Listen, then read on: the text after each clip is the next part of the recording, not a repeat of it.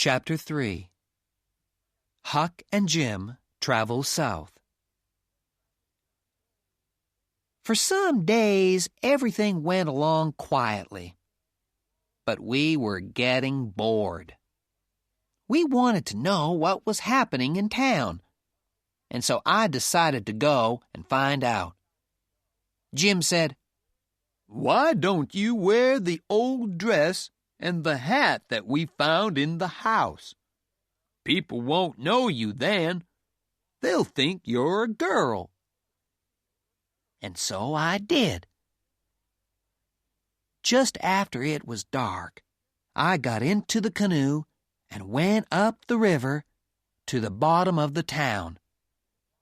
There, I left the canoe and went on foot.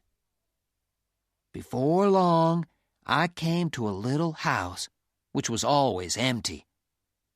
Now there was a light on, and when I looked through the window, I saw a woman of about 40.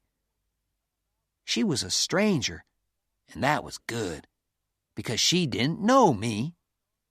So I knocked on the door. I must remember that I'm a girl, I said to myself. The woman opened the door. "Come in," she said. She looked at me with her little bright eyes. "What's your name?" she asked. "Sarah Williams," I replied. "I'm going to see my uncle on the other side of town. My mother's ill, you see, and she needs help." "Well, you can't go there by yourself now. It's too dark. My husband will be home in about an hour. Wait for him, and he'll walk with you." And then she began to tell me about all her troubles. I was getting bored with all this until she said something about Pop and my murder. "Who did it?" I asked.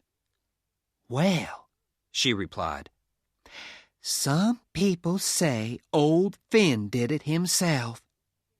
Other people think it was a slave who ran away that night. His name was Jim. They'll give $300 to anybody who finds him, and they'll give $200 for old Finn. He got drunk and left town with 2 strangers. A lot of people think he killed his boy, and he's going to come back one day and get all Huck Finn's money." "And what about the slave?" I asked. "Oh, they'll soon catch him. People want the $300. I think he's on Jackson's Island, you know. I've seen smoke there. My husband's gone to get 2 of his friends, and they're going over there with a gun later tonight." When I heard this, my hands began to shake. The woman looked at me strangely, but then she smiled and said kindly, "What did you say your name was?" Mary Williams." "Oh," she said, "I thought it was Sarah." Well, yes, it is. Sarah Mary Williams. Some people call me Sarah, and some people call me Mary, you see." "Oh, do they?" She smiled again. "Come on now. What's your real name? Bill? Bob? I know you're not really a girl." So then I had to tell her another story, with a different name, and I said I was running away. She said she wouldn't tell anybody, and gave me some food before I left. I hurried back to the island and Jim. "Quick, Jim!" I cried, waking him up. "They're coming to get us!" We got out the raft as fast as we could, put all our things on it, tied the canoe on behind, and moved off down the river. When it began to get light, we hid. When it was dark again, we traveled on. On the 5th night, we passed St. Louis, and we decided to go on down to Cairo in Illinois, sell the raft there, and get a boat to Ohio. There are no slaves in Ohio. We slept for most of that day, and we began our journey again when it was dark. After some time, we saw lights on the Illinois side of the river, and Jim got very excited. He thought it was Cairo. Jim got the canoe ready, and I went off in it to take a look at those lights. But it wasn't Cairo.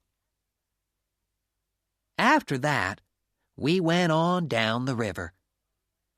It was very dark that night, and it wasn't easy to see where we were going. Suddenly, a big steamboat came at us very fast, and the next minute it was right over us. Jim and I jumped off the raft into the water. The boat hit the raft and went on up the river. When I came up out of the water, I couldn't see Jim anywhere.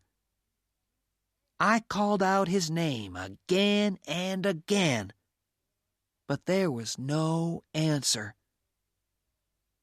"He's dead," I thought. Slowly, I swam to the side of the river and got out. I saw that I was near a big old wooden house. Suddenly, a lot of very angry dogs jumped out at me. They made a terrible noise, and someone called from the house, "Who's there?" "George Jackson," I answered quickly. "I've fallen off a riverboat." Well, the people who lived in that house were very kind, and they took me in and gave me some new clothes and a good meal. I told them that my family were all dead, so they said I could stay with them as long as I wanted. It was a beautiful house, and the food was good there, so I stayed.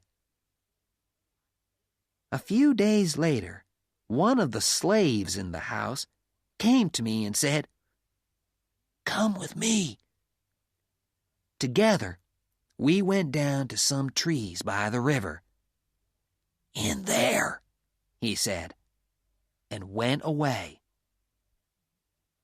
On the ground, I found a man asleep. It was Jim! I was really pleased to see him. When the steamboat hit the raft, Jim told me, the raft didn't break up. Jim swam after it and caught it. Then he began to look for me.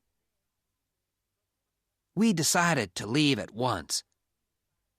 It's all right living in a house for a little while, but you feel more free and easy and comfortable on a raft.